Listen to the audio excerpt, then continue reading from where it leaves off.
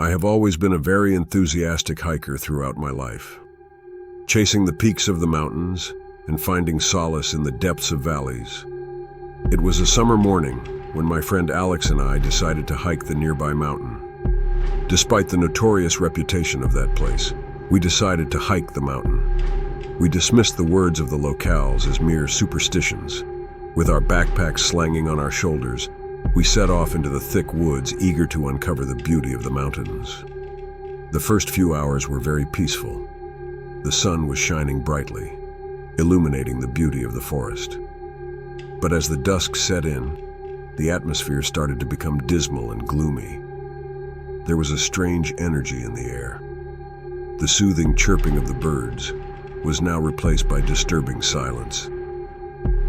Alex was also very frightened. I cheered him up by saying that I don't think about the words of people. They are mere misconceptions. While we were advancing towards the mountains, we felt that somebody was following us. We immediately turned, but no one was there. Suddenly, there was a slight noise behind the tree. I immediately ran towards it to see if someone was there, but there was nothing. After that, what I saw took my breath out of my chest. I saw that on the tree there was blood. Alex started to shiver. All of a sudden, we heard a scream. The darkness of the forest surely had hidden horrors inside it, and we were experiencing them at the risk of our lives.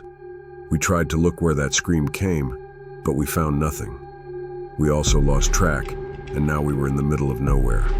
We were now wandering aimlessly in the middle of this death pit.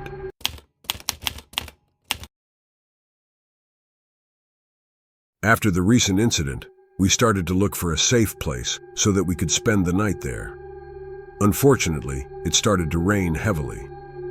After wandering aimlessly for about an hour, we found a cave. We immediately went into the cave.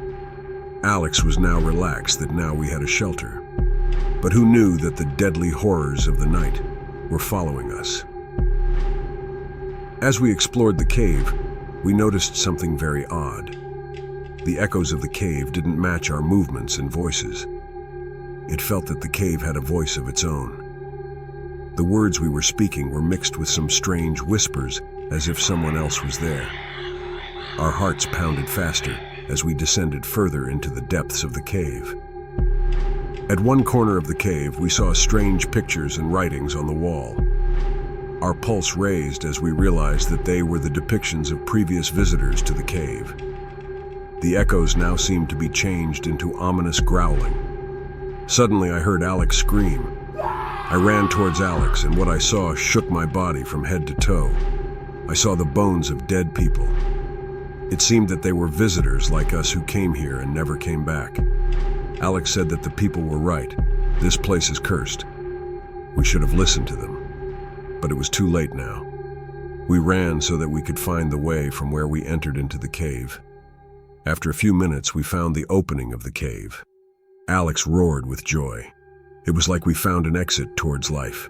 But as we were running towards the opening of the cave, a big stone started to slide towards the opening. The cave was about to close, and we knew that the cave had claimed another victim. But luckily, we were able to escape before the cave was closed.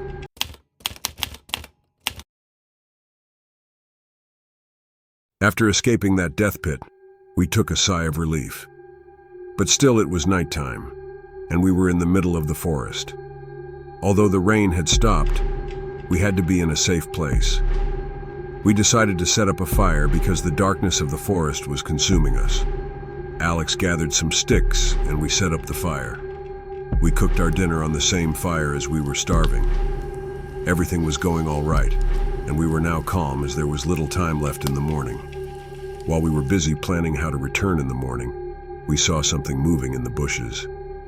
Alex took a flashlight and tried to examine the area. After a few minutes, we heard the howling of a wolf.